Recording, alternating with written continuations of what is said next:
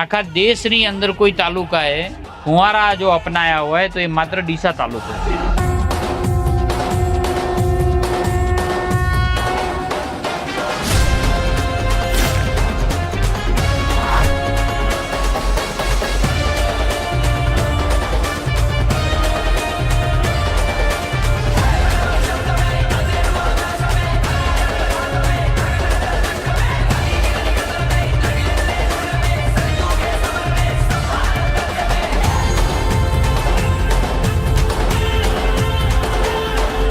મન મૂકીને મન પોળો કરીને પણ તમે રોડ જે પોળો કર્યો છે 30 ફૂટ મને કીધું એના માટે તમને બધાને અભિનંદન છે.